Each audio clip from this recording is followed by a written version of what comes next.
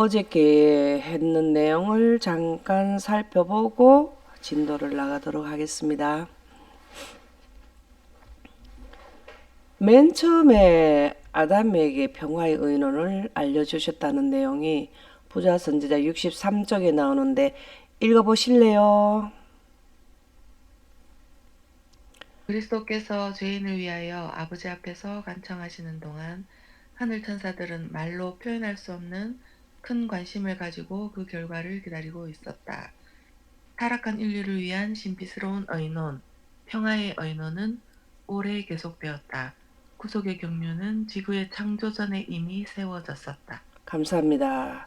어저께 이 부분을 우리가 함께 봤습니다. 근데 여기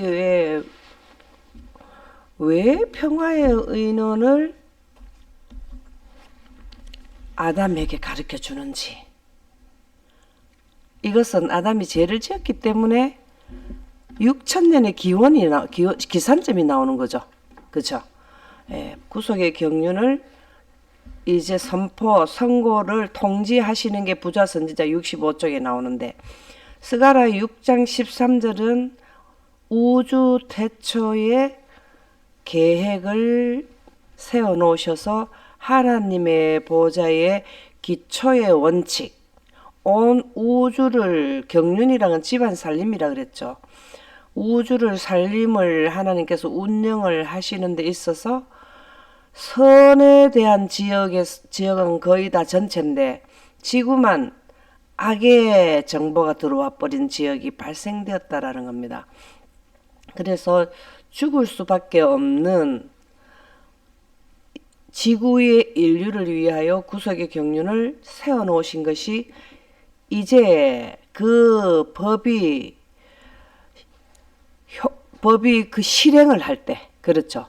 법이 이제는 일을 시작할 때가 온 것이 아담이 선악과를 먹었을 때다라는 것이 창세기 3장 15절의 말씀이 그 말씀이에요. 사람에게 주어진 구속에 관한 최초의 암시는 동산에서 사단에게 내린 선고 가운데서 통지되었다. 우리도 통지받았습니다. 우리 조상이 통지를 받으면 우리도 통지받은 거죠.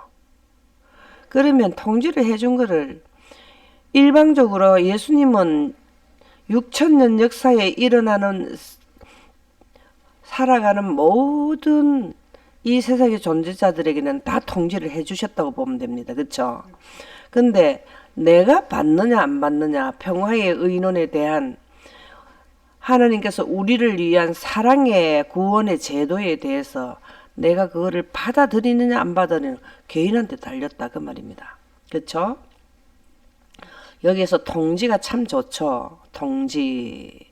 자, 우리가 합격 통지서 받을 때도 기분 좋죠.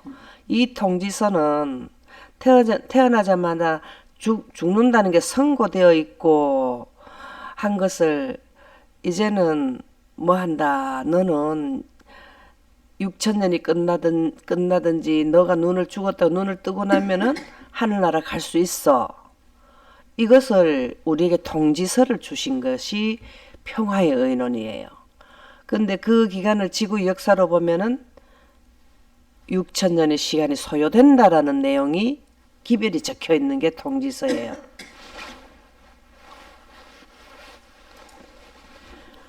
주님께서는 내가 너로 여자와 원수가 되게 하고, 이 통지서 내용이 이겁니다. 창세기 3장 15절 통지서 다 받으시기 바랍니다. 그렇죠? 이 통지서는 너무 좋은 통지서야. 이게 우리에게 사랑의 메시지, 그 다음에 우주의 보좌의 원칙, 지구의 인류에 대한 구속의 대경륜, 대시계, 계획표, 평화의 프로그램, 우주 평화 유지 프로그램, 이거를 다 우리에게 주신 것이 창세기 3장 15절이에요. 너무 감사하지 않나요? 예. 우리의 첫 부모가 듣는 데서 선언된 이 선고는 그들에게 한 약속이었다. 자, 우리도 하나님하고 약속하십시오. 우리는 몰랐는데 우리가 태어나기 전에 아마 이 주셨는데 이제 이행됐으면은 이제 이해됐으면 이행을 해야 되지 않아요? 그러면은 여기에 사단은 무슨 선고가 내릴게요? 사단은 6천년이 끝나면 약속한 분들은 하늘나라 가고 사단은 약속할 수 있는 자격도 없어요. 그들은 하나님께서 선고 내리면 그대로 그냥 받아들여야 될 입장입니다. 우리 사람하고는 틀려요. 사람은 뭘 했냐면 하나님께서 기회를 한 번 더 주시지만 사단은 셋째 하늘에서 쫓겨나기 전에 그들의 기회가 끝나는 만료되는 시점이에요. 그래서 이제는 지구에서 우리 인류를 위해서 통지서를 줘도 사단한테는 해당이 안 됩니다. 그들의 통지서는 이미 하늘에서 여러 차례 경고하고 돌아오라고 오랜 시간 동안 충분한 시간을 줬기 때문에 더 이상의 기회가 없습니다. 이 평화의 의논은 인류에게만 해당되는 우리의 복지 제도입니다. 영혼에 대한 복지 제도입니다. 감사합니까? 우리 창세기 3장 15절, 스가랴 6장 13절, 요한복음 1장 14절 이게 전부 다 우리에게 복음이에요. 그렇죠? 하나님이 세상을 이처럼 사랑하사 이 말씀도 그렇고 좀 성경 말씀이 우리에게는 복음입니다. 이러한 6천년에 걸쳐서 있는 대예언을 이해하려 하면 우리의 유한한 시력을 가진 자들은 이 내용을 볼 수가 없어요. 유한한 시력이라 하는 것은 우리 앞에 보이는 것만 보는 자들이고 무한대를 보실 수 있는 분은 영광 가운데서 하나님은 빛을 생성하시는 분이기 때문에 빛을 구름에 입사시키면은 영광이잖아요. 그 가운데 항상 하나님의 보좌는 영광이 나오는 지역이기 때문에 부조와 선지자 43쪽에 보면 하나님의 보좌의 앞에는 과거와 뭡니까? 현재와 미래가 함께 펼쳐져 있다. 쪽수는 제가 기억하기는 그런데 정확한 거는 제가 또 잘 그거 안 해요. 하여튼 나와요. 그래서 하나님은 뭐 항상 미래가 현재고 과거가 현재인 분인데 우리는 그런 현상이 아니에요. 우리는 현재가 현재고 미래는 미래고 과거는 과거일 뿐입니다. 그러면 예언을 하려면 어떤 시스템에서 예언이 이루어지느냐? 성령이 여기에 누가복음 1장 67절에 보면 그 붙인 사가랴가 성령의 충만함을 받아 예언하여 이르되 이렇게 말씀하셨죠. 이 성령이 뭘까요? 거룩한 분의 영입니다. 그렇죠? I am that I am 할 때 거룩한 분의 영이 뭡니까? I am that I am 할 때 하나님이 뭘 생성하셔요? 빛을 생성하셔요. 거룩한 분에게서 나오는 것은 거룩한 빛이 나옵니다. 하나님에게로부터 나오는 것은 빛이 나와요. 창세기 1장 3절의 빛입니다. 이것은 우주 통치권이고 그 빛이 구름에 있을 때 원소 생성을 하는 환경, 창조의 환경이고 태양에서는 맨날 만들어내는 게 뭐만 만들어내요? 태양은 지금 뭐만 만들어내요? 주구장창 우리는 밥 먹고 하는 일이 뭐 이런다지만 태양은 하는 일은 빛만 만들어내잖아요. 그렇죠? 예. 그거와 마찬가지로 하나님도 지속적으로 하나님이 빛을 생성하시는 분이죠. 그래서 성령의 충만함을 받아 이 말씀은 하나님의 빛이 구름에 있는 영광 가운데서 예언을 한다. 그 부친이 누구 사가랴라 하면은 여기에서는 누구를 말하는 거예요? 예, 요한의 아버지인데 예. 그 하는 것은 요한이고 요한의 아버지 사가랴. 자, 그러면 예언은요. 성령을 거룩한 분의 영을 떠나서는 예언하고는 할 수가 없습니다. 문자 그대로 전달할 수밖에 없어요. 근데 하나님의 말씀은 성령의 감동함을 받아 기록되었기 때문에 우리가 성령의 감동함을 받아야 하나님의 말씀에 입각한 뜻이 나오게 되어 있어요. 예. 그래서 예언은 하나님의 말씀에 입각해서 나오게 돼요. 우리가 어떻게 6천년과 7천년에 대한 거대한 사건을 우리가 볼 수 있겠습니까? 6천년의 역사를 어떻게 볼 수 있습니까? 하나님의 빛의 속도를 갖게 되면 과거와 현재와 미래가 펼쳐진다. 그래서 성경에 기록된 모든 모세와 이런 그 선지자 다니엘이나 모든 분들은 똑같은 환경에서 하나님께 말씀을 주신 것을 받아서 기록하신 겁니다. 그렇죠?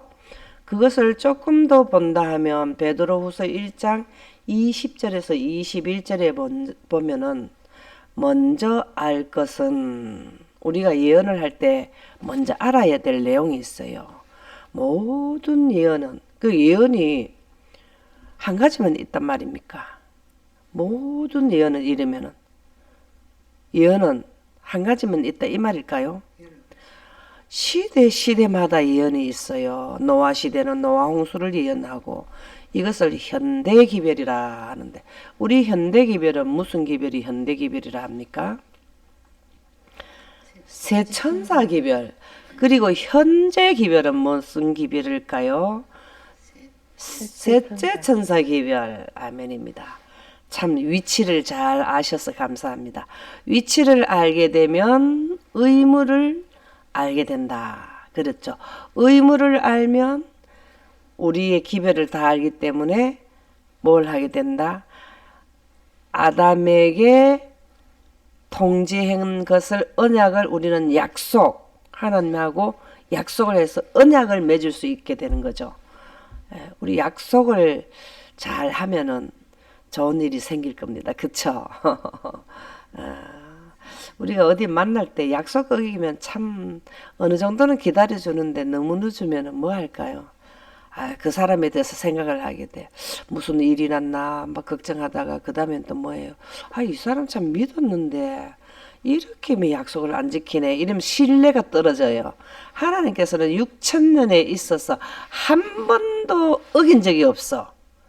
예수님이 AD 27년에 기름 부음을 받는다고 2300주야 예언에 딱 돼 있는데 AD 27년에 기름 부음 침례를 받으셔서 AD 31년에 기름 받은 자가 끊어진다고 예언이 되는데 끊어졌어. 야, 한 번도 약속을 어긴 적이 없어요. 우리도 하나님과 약속한 자들은 약속을 어기지 말아야 되겠죠. 그죠? 예언은 언제든지 사람의 뜻으로 낸 것이 아니요. 우리와 사람과 사람만 만나면 약속도 어기면 안 되는데 알아서 좀 기다려주지 이거는 이제 생각 버려야 되겠죠. 그죠? 정확하게 지켜줘야 되죠. 근데 예언은 언제든지 사람의 뜻으로 낸 것이 아니에요. 이 6천년과 7천년에 거쳐서 예언했는 거는 언제 하셨어요? 6천년과 7천년에 예언이 실행된 거 말고 계획하신 거는 언제 하셨어요? 그때는요, 피조물이라고는 천사도 창조되기 전이에요. 그러니까 이 예언은 사람하고는 별개의 관계에서 피조물이라고는 아무것도 없는 시작점에서 한 것이기 때문에 사람의 뜻이 아니고 이건 100% 하나님의 뜻입니다. 그러니까 하나님의 뜻을 하나님의 믿는 자들이 어떻게 해야 될까요? 이해해야 되죠, 그죠? 그리고 오직 그 예언을 우리가 인정해야 되죠. 믿어야 되죠. 오직 성령의 감동하심을 받은 사람들이 감동 이럴 때는 어떻게 개념을 가지라 그랬습니까? 감동. 예. 감동 이 말은 구름 가운데는 하나님의 빛이 있는 것인데 빛이 활동할 수 있고 빛이 이제 우리가 이제 총에서 총알이 나갈 때에 딱 쏘잖아요. 그때 총알이 나가잖아요. 빛이 활동하러 나가게 하는 게 물이라는 거죠. 근데 빛이 그냥 빛만 있으면은 영향력 파급 효과가 적다는 것입니다. 그래서 구름에 물이 있을 때 막 쏟아져 나가요. 그거를 예를 한번 더 든다면은 지구에 공기가 있잖아요. 공기가 없으면 빛이 활동을 할 수가 없어요. 태양에서 오는 빛이 공기의 원소 산소나 질소의 그 원소 알갱이에 부딪힐 때 산란을 하거든요. 이게 지금 영역을 자기 그 영역에서 활동할 수 있는 게 어떤 물질에 의해서 빛이 활동을 하게 되는데, 이 성령의 감동, 이 말은 영광입니다. 그냥 성령 이름은 빛이고, 무슨 뜻인지 이해갑니까? 성령 이름은 빛만이고, 빛이 지금 우리가 이제 봄이 되죠. 꽃이 피고 이제 잎사귀가 나고 하는 거는 공기가 있기 때문에 그래요. 그렇죠? 그래서 성령의 감동하심, 이 뜻을 잘 아셔야 돼. 우리에게 해당되는 내용이에요. 자, 성령의 감동은 왜 우리하고 해당이 됩니까? 앞으로 우리하고 왜 해당이 될까요? 늦은 비 성령을 받을 때에 사가랴에게 임했던 현상이 우리에게 임하기 때문에, 그래서 성령의 감동이 늦은 비 성령 받는 환경이고, 지금은 빛으로 이른 빛 성령을 받아요. 이 빛이 뭘 하냐면 우리에게 임해서 인카네이션, 우리가 지난번에 했죠. 하나님의 빛은 오버올 모든 만물 위에 계시고, 뚜루, 이거는 뭐냐, 통과, 만물 위에 계시고 만물을 통과하고 만물 안에 있고. 자, 지난번에도 예를 들어 말씀드렸는데, 태양에서 나오는 빛 중에 중성미자라는 빛은 우리에게 지금 1초에 1억 번도 더 될 거예요. 그냥 예를 들어서 1억 번 정도를 지속적으로 우리 속을 통과해요. 그러면은 통과도 되고 뭐도 되고 안에도 있게 돼요. 1초에 1억 번을 통과를 하면은 인월도 되거든요. 우리 안에도 있고, 지금은 하나님의 빛으로 우리가 이른 빛 성령, 그 빛을 설명해 놨는 게 뭡니까? 문서화했는 게 성경과 연이시죠, 신이죠.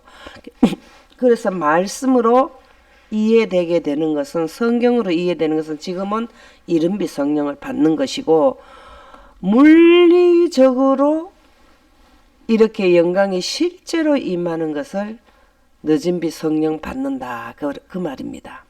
지금은 우리는 늦은 비라 하지만 예수님도 똑같은 현상으로 성령 침례 받으셨고, 제자들은 이른 빛 성령이라 하지만 똑같은 성령 침례고, 우리는 6천년 끝에 받기 때문에 추수하기 위해서 내리는 비라 해서 늦은 빛 성령이라 하는데, 성령은 동일해요. 사가랴가 받았던 환경, 모세가 받았던 환경 전부 다 똑같은 겁니다. 자, 모세가 시내산에서 십계명을 받을 때 옹기좀 연기 같다는 게 그게 영광이잖아요. 그 안에 있을 때 뭘 봤습니까?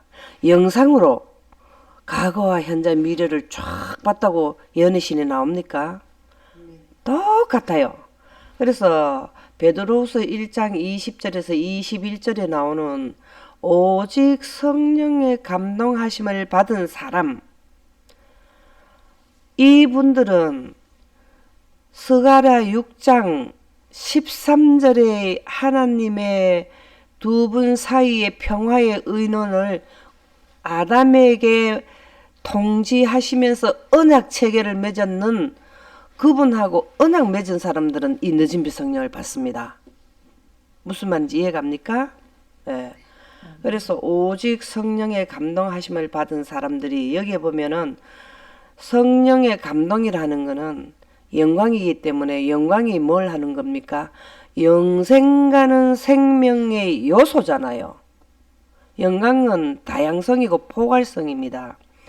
하나님의 율법은 단순성과 포괄성과 완성성이라 그랬죠. 하나님의 율법이 우주적으로 볼 때는 영생하게 하는 하나님의 생명에 비친 영광이라 그랬죠. 예.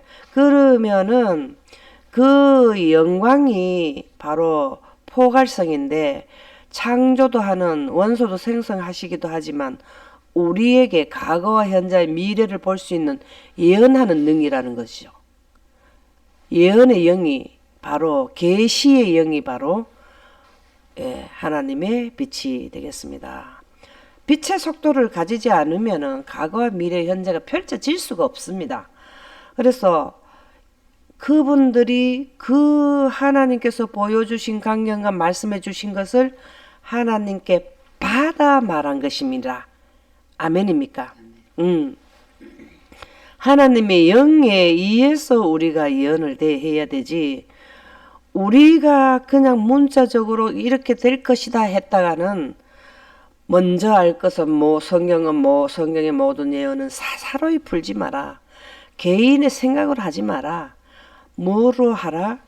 오직 성령의 감동하심으로 해라라는 것입니다. 성령의 감동이 되어서 하나님께서 말씀하신 것을 받아 기록한 게 모세오경, 그렇죠? 그 다음에 또 소선지자들이 또 소선지서, 또 신약, 이런 것을 다 성령의 감동하심을 받아서 기록한 것이기 때문에 우리 독자들도 성령의 감동하심을 받아서 하려면 그 성문화되는 성경을 배경에다가 하나님의 영광을 놓고 보면 성령의 감동하심을 받아서 이해를 할 수 있다 이 말입니다. 그것이 이른빛 성령이 되는 것이죠. 예. 그 다음에 목사 복음 교육장에 보내는 겉면 296쪽에 보면 그대는 라오디게아 기별을 분명하고도 똑똑한 말로 전파하기 위하여 지극히 겸손하게 하나님을 찾지 않으려는가. 자, 라오디게아 교회는 어느 시대 교회입니까? 마지막 시대면은 마지막 시대의 기산점이 어디입니까? 1844년. 아멘입니다. 감사합니다. 1844년을 기점으로 나가는 기별이 무슨 기별입니까? 새천사 기별. 아멘입니다. 새천사 기별을 전해라 이 말입니다. 새천사 기별을 어떻게 전하냐면 분명하고 똑똑한 말로 전파를 해라. 이 말은 한치의 오차도 없이 예언을 해라 이 말이잖아요. 새천사 기별은 1844년 이후에서 예수님의 재림의 기간까지 예언되어 있는 거잖아요. 그쵸? 그러면 6천년 전체도 예언을 하지만 과거도 하고 현재 내 위치, 그 다음에 미래에 언제 6천년이 끝나는가, 이러한 부분을 기록된 것을 분명하고, 자 여기서 분명하고 똑똑한 말이라는 것은 하나님이 주신 프로그램이 있단 말입니까? 없단 말입니까? 있단 말이에요. 그냥 어렴풋이 예수님도 그렇게 말씀하셨죠. 이제 녹음이 짙으면 여름이 가까운 줄 알아. 이런 말씀도 하셨고 분명하게 천국 복음이 온 세상에 전파되면 그제야 끝이 오리라. 이렇게도 말씀하셨고 예루살렘이 멸망될 때에 1차 멸망, 2차 멸망을 말씀하시면서 종말에 이 세상 전체에도 비교도 하셨고 아주 이렇게 전체적인 것도 주시고 분명하고 똑똑한 말로도 해주셨어요. 그러니까 우리는 이러한 분명하고 똑똑한 말로 지금 현 시대에 우리에게 펼쳐진 현대 기별, 새천사 기별 중에서 무엇인지 이 부분을 우리가 이해를 해야 되죠. 1843년에 첫째 천사 기별이 선포되었고 1844년에 둘째 천사 기별이 선포되었고 남아있는 셋째 천사는 기산점이 어디라 그랬습니까? 미운 물건이 설 때로부터 이러한 부분들이 분명하게 계시되어 있다 이 말이죠. 위기를 바라보고 경고를 바랄 하나님의 파수꾼은 어디에 있는가? 자, 위기는 무슨 위기입니까? 이 위기는 코로나19는 지나갔지만 앞으로 오는 코로나 위기입니까? 이 위기는 무슨 위기입니까? 뭘 말하는 거죠? 위기를 바라보고 아멘입니다. 지구의 마지막의 프로그램을 알아야 경고를 할 수 있어요. 미운 물건이 설 때로부터, 자, 이게 무슨 말일까요? 일요일 신성서를 제시하는 때가 올 때에 그 이후 사건을 아는 자들은 경고를 바래라. 파수꾼이라는 건 나팔을 부는 자예요. 옛날에 대속죄일 전에 나팔절이 있었잖아요. 그거는 대속죄일은 이스라엘 백성들이 유대인들의 그 1년의 죄를 다 삭감하느냐, 그 죄를 하나 못해가고 죽음에 가느냐, 이게 그 심판의 기간이었잖아요. 그랬을 때에 하는 거가 지금 지구에 임한다 이 말입니다. 우리는 뭐가 돼야 되나? 파수꾼이 돼야 돼요. 파수꾼이라는 건 위치와 의무를 알아야 파수꾼이 됩니다. 이 위치라는 거는 예언입니다. 예언. 내가 이 6천년 기간에 마지막 시대에 어느 지점에 살고 있고, 의무라는 것은 그 먼저 알았기 때문에 모르는 자들에게 알려주는 게 무슨 기별인지, 경고를 뭐를 해야 되는지, 이것은 우리에게 예언을 의미합니다. 그래서 파수꾼은 누가 파수꾼이 되나 하면은 이 예언을 알고 하나님과 언약 체결에 들어간 자가 파수꾼이 됩니다. 스가랴 6장 13절에 아담과 예수님이 언약 체결을 하셨죠. 이것이 옛언약이에요. 옛언약. 새언약은 예수님이 원본이 오셔서 하는 거죠. 새언약의 선포 지점이 어디였냐면 성만찬 예식기 때 이렇게 새언약이 이제 십자가 못 박히고 나면은 실행된다. 이것을 먼저 알려준 게 성만찬 예식 때예요. 이렇게 먼저든지 경고해주고 그 다음에 일이 발생되기 전에 뭘 합니까? 경고하는 파수꾼을 내보내요. 그게 선지자, 그 시대의 선지자예요. 그래서 성령의 영감 아래서 인간의 입술로부터 기별들이 흘러나올 것이라고 확신하라. 아멘입니까? 성령의 영감 아래서 사람을 통해서 이 말입니다.